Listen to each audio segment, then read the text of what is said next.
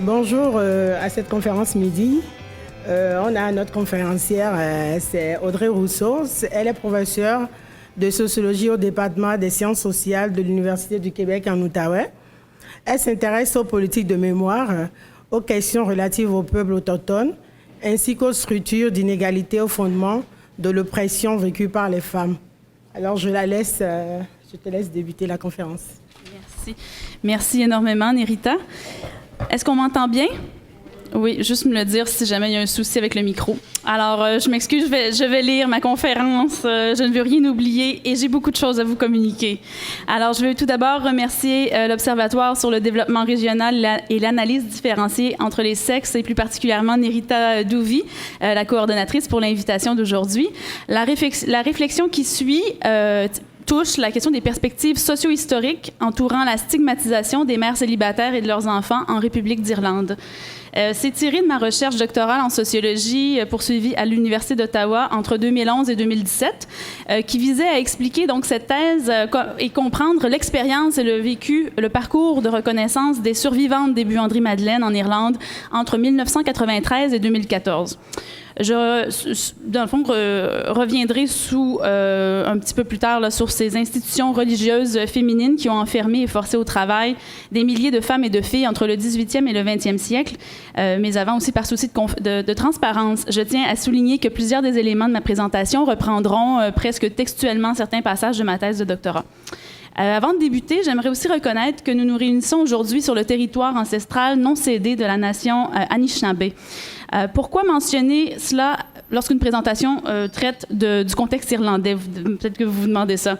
Eh bien, ça permet d'admettre que nos activités de recherche et nos milieux de vie sont situés dans des espaces où sont portées des histoires, des savoirs qui dépassent les influences des trajectoires d'immigration, dans mon cas, de descendance normande et charentaise maritime qui date du 17e siècle. J'estime aussi qu'en reconnaissant ces ancrages de migration liés aux politiques de peuplement, il devient plus clair d'illustrer les expériences coloniales sur l'île de la Tortue, autrement dit l'Amérique du Nord, ainsi que les responsabilités bien contemporaines que ces expériences de dépossession, d'appropriation et de mépris, ainsi que leur signification au présent. Et il est espéré que ces efforts de recontextualisation nous permettent de faire des parallèles, et je tiens à mentionner que ce ne sont pas des synonymes d'équivalence, bien entendu, avec d'autres expériences d'oppression coloniale, comme cela a été le cas en Irlande pendant près de 800 ans. D'ailleurs, pour celles et ceux qui ne le savent pas, la République d'Irlande a gagné son indépendance du Royaume-Uni à la suite d'une déclaration d'indépendance par le Parti nationaliste Sinn Féin en 1919, et qui a ensuite dégénéré par une guerre d'indépendance qui est aussi appelée la guerre anglo-irlandaise, qui a duré de 1919 à 1921, où des factions indépendantistes ou républicaines, surtout catholiques, ont affronté les factions loyalistes, surtout protestantes, soutenues par l'armée britannique. Guerre, donc, qui a mené à des accords de cessez-le-feu, puis à la signature du traité anglo-irlandais le 6 décembre 1921, menant à la reconnaissance de l'État libre d'Irlande en 1922. Et par le fait même qui a mené à la partition de l'Ulster, divisant alors l'île entre le nord et le sud. Des nationalistes anti-traités croyaient alors à la possibilité de l'unification du pays. Ils ont pris les armes contre d'autres nationalistes qui acceptaient les termes du traité, les pro-traités si vous voulez, et s'ensuivit donc une guerre civile irlandaise entre 1922 et 1923. Dans les années qui suivirent la pacification et la confirmation de la division entre le Nord et le Sud, l'État-nation devait à la fois se remettre de siècles de domination étrangère, mais aussi bâtir ses institutions et négocier de nouvelles législations. Cette démarche s'est faite main dans la main avec le pouvoir de l'Église catholique, faisant, comme en fait foi d'ailleurs, le contenu très révélateur et très conservateur de la Constitution irlandaise de 1937.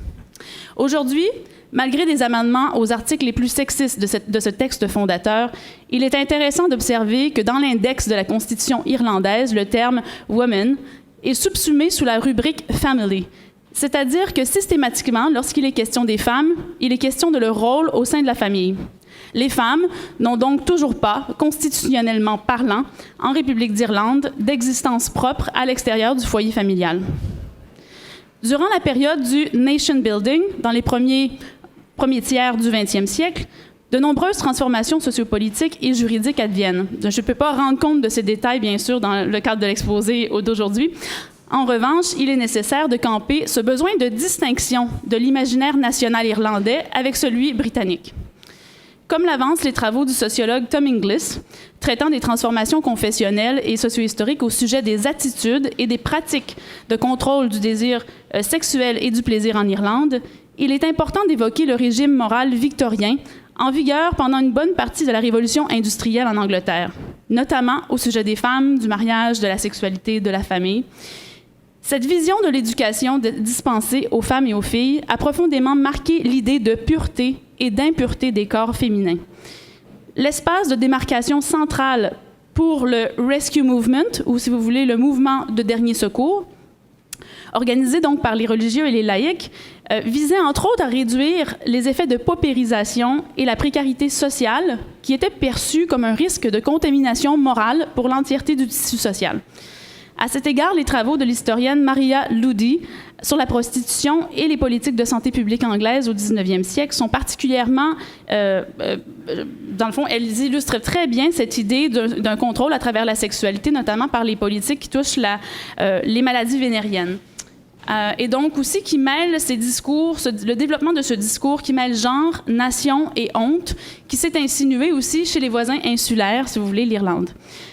À partir du 18e, mais de manière plus intensive au 19e et au 20e siècle, la construction du discours social sur la transgression et la corruption des mœurs, comme l'évoque la théoricienne féministe Clara Fisher, évoque donc inversement l'idée de vertu féminine et de stratégie de réforme qui passe par la mise au banc de la société à travers le placement forcé dans des institutions comme les buanderies Madeleine. Et encore une fois, j'y reviendrai dans un instant, qu'est-ce que les buanderies Madeleine, qui étaient donc des buanderies commerciales annexées à des couvents dirigés par des congrégations religieuses chrétiennes.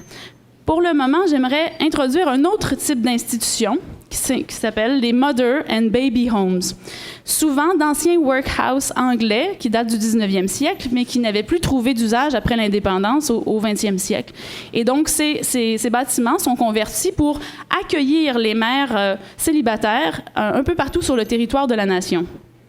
Les adolescentes et les femmes allaient y terminer leur grossesse, hors des regards méprisants et de l'opprobre social jeté sur ces femmes et leurs familles pour cause d'illégitimité. Ou si vous préférez, d'avoir eu un enfant hors des liens sacrés du mariage qui empêchait la reconnaissance donc du géniteur de l'enfant, ce qui rend l'illégitimité effective. Les raisons entourant la situation de grossesse n'étaient jamais questionnées. Si les femmes ou les adolescentes osaient dénoncer un abus, elles étaient blâmées et punies. Outre les mauvais traitements répertoriés dans les Mother and Baby Homes, notamment des cas de symphysiotomie, qu'est-ce que c'est? Ça, c'est une intervention qui implique de scier ou de briser le pelvis durant l'accouchement. Donc, les femmes et les familles qui étaient trop pauvres pour rembourser les sœurs pour les frais liés au séjour dans les Mother and Baby Homes et le soin des enfants, des bébés, devaient alors travailler de 1 à 3 ans avant de pouvoir sortir de ces institutions. Elles étaient donc enfermées et si elles tentaient de s'enfuir, les policiers les ramenaient. Durant donc ce temps de travail forcé, à la suite du sevrage, les femmes étaient donc privées de leur bébé ou rapidement mises en adoption. On s'entend qu'il n'y avait aucune possibilité de ramener l'enfant à la maison. Elles étaient forcées à travailler de longues heures pour les sœurs, dans les vergers, dans les jardins, à faire des tâches ménagères, la vaisselle, la cuisine, s'occuper des enfants et bien sûr faire les travaux de buanderie. Il devait en avoir, vous pouvez vous imaginer. Parlant de cette approche, donc, visant à rendre ces femmes pénitentes, qui devaient être jugées donc, pour un péché dit mortel, j'aimerais introduire maintenant un peu plus en détail les institutions appelées les buanderies Madeleine, ou les asiles Madeleine, ou les pénitenciers de la Madeleine, tous des synonymes qui font référence à la figure biblique de Marie-Madeleine, la dite pécheresse repentie. Bien qu'en République d'Irlande, 12 buanderies Madeleine soient reconnues à ce jour, ces institutions n'ont pas de définition officielle. Or, l'Association de défense des droits des survivantes, cette association s'appelle Justice for Magdalenes, propose des critères distinctifs. Tout d'abord, des institutions principalement catholiques pour femmes et filles, accusées de prostitution ou d'avoir eu des enfants hors des liens du mariage. Ce n'est pas exclusif, mais c'est dirigé spécifiquement vers ces deux catégories de femmes ou de filles, où la vie quotidienne, donc dans ces buanderies, était rythmée par une routine ascétique de prière et de silence, mais aussi un travail non rémunéré dans des buanderies commerciales à but lucratif, annexées au couvent. On parle donc de 12 heures de travail par jour, 6 à 7 jours sur 7. Il est noté que malgré le fait que les 4 ordres religieux impliqués dans la gestion des buanderies Madeleine refusent de rendre accessibles leurs archives, Il est de connaissance publique, notamment grâce aux témoignages des femmes qui ont été internées dans les buanderies, qu'elles se sont vues refuser la liberté de mouvement, que la sortie de ces institutions était souvent arbitraire et que plusieurs de ces femmes sont décédées derrière les murs du couvent. D'ailleurs, je mentionnerai le travail documentaire rigoureux de l'initiative Magdalene Names Project, menée par Claire Megatrick, qui a répertorié près de 2000 noms de femmes et leurs lieux de sépulture, principalement enterrés dans des sites anonymes. Dans les années 90, c'est d'ailleurs à la suite de la découverte d'une fosse commune à Dublin qu'un mouvement social a commencé à se faire entendre, se questionnant sur qui étaient ces femmes, qu'est-ce qui leur est arrivé. Est-ce que la société irlandaise savait ce qui se passait? Et donc, chemin faisant, ce mouvement s'est organisé et a commencé à demander des formes de reconnaissance formelle auprès de l'État irlandais et des institutions religieuses impliquées dans la gestion des buanderies afin de réparer ces crimes. Pendant près de 20 ans, les revendications des survivantes et de leurs alliés sont pratiquement restées lettres mortes devant les autorités étatiques et religieuses du pays. Ce n'est qu'en 2013, oui, 20 ans plus tard, que des excuses publiques ont été prononcées par le Taoiseach irlandais, donc le premier ministre Enda Kenny, et qu'un schéma de compensation destiné aux survivantes a été mis sur pied. Pour le reste de mon exposé, j'aimerais maintenant revenir sur le motif de placement dans les buanderies Madeleine, fréquemment lié à la problématique des enfants nés hors mariage et à la représentation sociale de l'illégitimité dans les histoires orales, ainsi que les discours médiatiques et parlementaires étudiés dans mon corpus de thèse. À ma connaissance, les femmes n'étaient pas enfermées dans les buanderies lorsqu'elles étaient enceintes. D'après les récits entendus, c'est souvent après avoir accouché dans un hôpital, un county home, une autre sorte d'institution, et les mother and baby homes, que les femmes dites récidivistes, considérées comme second offenders, c'est-à-dire des mères célibataires qui avaient eu plus d'un enfant, et les femmes considérées in danger of falling into sins, donc de répéter une offense. Elles étaient donc placées dans certaines institutions plus tard, après avoir donné naissance. Et d'un côté, donc, il y avait cette idée d'une main tendue envers les jeunes filles qui était perçue comme rachetables, redeemable. Et donc, on avait un stéréotype, par exemple, des filles naïves venues de milieux ruraux où elles avaient été séduites et elles ne savaient pas comment fonctionnait la sexualité et tout ça. Et de l'autre côté, on avait une logique de châtiment pour les femmes qui étaient perçues comme des criminels endurcis, des hardened sinners or criminals, qui étaient vues comme ayant perdu la foi et le sens de la moralité, donc d'où la désignation des femmes tombées en déchéance morale.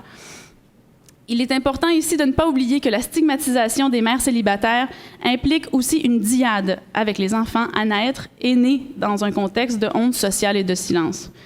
D'ailleurs, le traitement des enfants dits illégitimes de ces femmes est depuis quelques décennies en République d'Irlande le moteur de nombreuses commissions d'enquête, dont la plus récente qui s'appelle la Commission of Investigation into Mother and Baby Homes and Certain Related Matters, débutée en 2015, dont nous attendons incessamment le rapport final début 2020.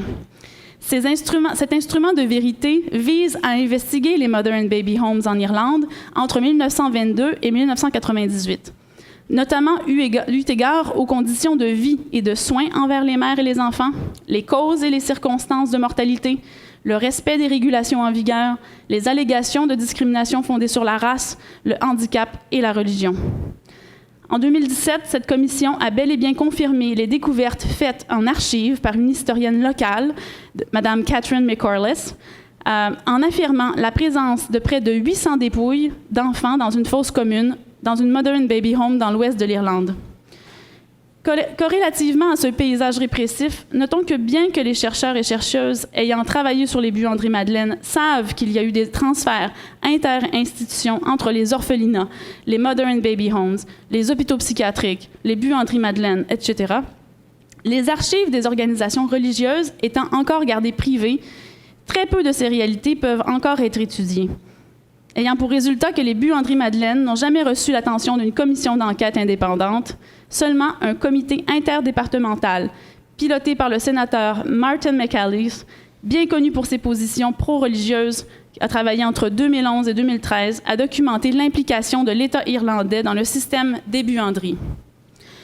Or, il est de connaissance publique que plusieurs femmes ont à la fois été internées dans une Mother and Baby Home avant d'être transférées dans une buanderie Madeleine et que les enfants nés dans les foyers pour mères célibataires ont été séparés à la naissance et n'ont jamais su ce qui était arrivé à leur mère et cherchent des réponses à ce jour. Afin de saisir les ramifications de l'étendue de l'état de bannissement et de servitude des femmes dans ce type d'institution religieuse, ainsi que le destin de leurs enfants, victimes de mauvais traitements et ostracisés jusqu'à très récemment dans la société irlandaise, il est important de penser des formes d'acceptabilité sociale de ce type de préjugés négatifs qui révèlent le conservatisme moral, et ce, même dans l'histoire récente de la nation irlandaise. Et à ce titre, c'est le cas du référendum sur le divorce, gagné en 1995, avec seulement 9000 voix de majorité, qui a permis la constitutionnalité de la dissolution du mariage en certaines circonstances. Du côté des droits reproductifs, après 4 référendums, ce n'est qu'en 2018 que l'avortement a été légalisé en République d'Irlande. Depuis 1983, suite à un référendum gagné par des groupes anti-choix, l'article 40.3.3 avait été ajouté à la Constitution irlandaise. Il rendait donc cet article illégal pour une femme de voyager pour avoir un avortement à l'étranger et rendait criminel de parler à une femme enceinte de la possibilité d'avoir un avortement. La peine prévue pour l'interruption volontaire de grossesse était jusqu'à 14 ans d'emprisonnement. Dans le cadre de ma recherche doctorale, j'ai entre autres cherché à comprendre comment s'était construit, reproduit et possiblement transformé le discours de victimisation fondé sur une conception religieuse de l'offense et du blâme, qui, en plus de projeter une image sociale dévalorisante, stigmatisante des Magdalene Women, comme elles sont parfois appelées, et de leurs enfants, et donc ce qui a légitimé pendant des années des pratiques d'enfermement et de travail forcé, c'était vraiment la source. Et d'ailleurs, le travail forcé dans ces buanderies et c'est un débat, c'est encore à débat à ce jour, mais était une source importante de revenus pour les ordres religieux. Souhaitant donc m'éloigner d'une interprétation strictement victimisante, par exemple, qui réduirait les femmes ayant séjourné dans les buanderies Madeleine comme des femmes vulnérables, j'aime plutôt aborder cet angle de la victimisation sous l'angle du contexte politico-religieux qui a construit ces femmes et ces enfants comme des déviants. Donc, j'ai travaillé à partir d'histoires orales réalisées auprès de 27 survivantes et compilées par des chercheuses féministes en Irlande. J'ai ciblé l'étude de 2 axes expérientiels qui me permettaient de penser la pluralité des trajectoires d'oppression en relation avec les buanderies Madeleine. Le premier axe touche des chaînes de violence multiformes qui se sont produites à différents moments dans la vie des survivantes et dont plusieurs renvoient à la discrimination de genre et de classe. Le second axe réfère à la stigmatisation souvent accentuée par des séjours répétés dans des institutions, lesquels ont parfois conduit à une désocialisation qui empêchait les femmes de réintégrer la vie sociale à l'extérieur de la communauté religieuse. Donc, suite à la documentation de stratégies adaptatives des survivantes dans les buanderies, et suite à leur sortie des institutions durant le 20e siècle, il devenait clair que certaines d'entre elles continuaient de porter le stigmate d'avoir séjourné dans ces institutions et continuaient de porter le fardeau de la honte sociale. Donc, dans un deuxième mouvement d'analyse, souhaitant confronter ces discours de victimisation et d'internalisation des motifs de condamnation sociale du vécu de ces femmes, par rapport, donc, j'ai voulu investiguer un corpus de presse écrite et de débats parlementaires, et j'ai choisi d'utiliser des outils d'analyse textuelle partiellement assistés par ordinateur, pour approfondir donc les contextes d'occurrence, de présence et de co-occurrence de 2 termes, par exemple, pour tenter de saisir un peu comment était dépeinte l'identité de ces femmes, comment elles étaient représentées et par rapport à l'offense subie et l'offense qu'elles auraient prétendument causée à la société. Alors, cette méthode m'a permis de déceler des nouveautés sémantiques qui alimentaient la logique compréhensive de ma démarche. Par exemple, à chaque nouvelle recherche, je devais repositionner mon regard dans les textes en fonction de la confirmation ou de l'infirmation d'hypothèses précédentes qui étaient construites à partir de la parole des survivantes et donc des histoires orales. Ce faisant, j'ai centré mes recherches sur des formules. Donc, la recherche de formules illustrant la stigmatisation des mères célibataires et de leurs enfants, premier élément. Deuxième élément de formule, l'accusation de collusion entre l'Église catholique et l'État irlandais. Et troisième formule, l'orientation par rapport à laquelle s'organisait le travail de remémoration associé au passé honteux. Retracer donc le parcours de formules, ça me permettait, comme le dit Sophie Moirant, d'identifier une certaine traçabilité des mots dans le texte, qui m'a permis d'essayer de retracer donc cette identité historiquement discriminée des Magdalene Women dans l'espace public de remémoration. Donc, dans les données médiatiques et parlementaires, l'un des moteurs premiers du discrédit et de la honte sociale jetée sur les femmes était bien sûr lié au stigmate de l'illégitimité, c'est-à-dire avec des formules comme « unmarried mother »,« illegitimacy », etc., avec les occurrences et les co-occurrences de ce type d'expression. Ça permettait d'illustrer l'étiquetage donc de femmes de mauvaise vie qui avaient parfois justement justifié la mise à l'écart et le parcours d'institutionnalisation de ces femmes pour différents motifs. Je pourrais y revenir, mais ça pouvait être du vagabondage à l'infanticide en passant par des menus larcins et d'autres éléments que j'ai déjà précédemment nommés, notamment avoir les enfants hors mariage.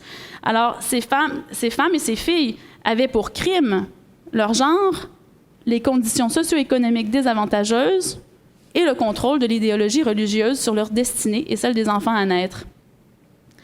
Donc, le stigmate du parent seul, single parent, de la mère célibataire, alors accusée de mœurs dites légères, et ce, indépendamment de la situation dans laquelle cette grossesse était advenue, devenaient les vecteurs de justification de la marginalisation sociale et spatiale de ces femmes et de ces enfants. La condamnation était si forte, comme c'était le cas au Québec, en Australie et ailleurs dans le monde à cette même époque, les femmes étaient forcées à la clandestinité et forcées d'abandonner, souvent dès les premières secondes de vie, leurs enfants aux soins des ordres religieux. Cette co-construction de la vulnérabilité des femmes en relation avec le secret et la honte est aussi bien soulignée dans le récit de Katrina Palmer, une femme états-unienne adoptée qui a réussi à retrouver sa mère biologique, on va l'appeler Sarah, une ancienne Magdalene Women. Palmer affirme dans un entretien journalistique qu'elle a été « My mother's secret child », l'enfant secret de sa mère. En se remémorant sa rencontre avec cette dernière, Palmer décrit à quel point il est possible de ressentir, des décennies plus tard, le poids toujours bien vivant d'avoir commis quelque chose de terrible et de mal, en tombant enceinte, et que cette honte et ce sentiment de culpabilité ne s'estompaient pas après avoir laissé l'enfant en adoption. Dans ce régime de signification religieuse, avoir un enfant hors des liens du mariage était inexcusable et la force de répression témoigne du poids des restrictions de la sexualité des femmes, tout autant que la construction sociale de la supposée dangerosité des femmes enceintes, qui oscille toujours entre un risque de santé publique et un danger de contamination morale du tissu social, donc qui appelle l'instauration d'un système répressif envers ces inconduites. Je terminerai en abordant la question complexe de comment rompre avec l'héritage de ce passé de stigmatisation. Je n'ai bien entendu pas de réponse fixe, et ce malgré certaines avancées par rapport à la participation des femmes dans l'exercice de leurs droits reproductifs, par exemple. Je crois qu'il demeure essentiel de penser la cohérence des politiques passées et présentes en matière de protection de la jeunesse, des peines pénitentiaires, de l'accès à des soins de santé, de plus en plus privatisés dans le système médical irlandais, plus particulièrement par rapport à la santé maternelle. D'ailleurs, dans un esprit de non-répétition des abus et de l'absence de choix des femmes quant à leur santé reproductive, il est pour le moins inquiétant de constater qu'en avril 2017, le ministre de la Santé annonçait la construction d'un hôpital de maternité à Dublin, un complexe de plus de 300 millions d'euros confié à la gestion des Sisters of Charity, l'un des ordres religieux responsables des abus dans les buanderies, mais aussi d'écoles industrielles destinées aux filles. Bref, au-delà des différentes enquêtes publiques traitant des injustices commises envers les mères célibataires et leurs enfants, comment répondre aux besoins de conciliation entre les générations? Cela est criant, comme le soutiennent des associations comme Coalition of Mother and Baby Home Survivors ou Adoption Rights Alliance, qui plaident pour l'ouverture des dossiers d'adoption afin de connaître ses origines et assurer la possibilité de réunion entre mères et enfants, si cela est leur souhait, bien sûr.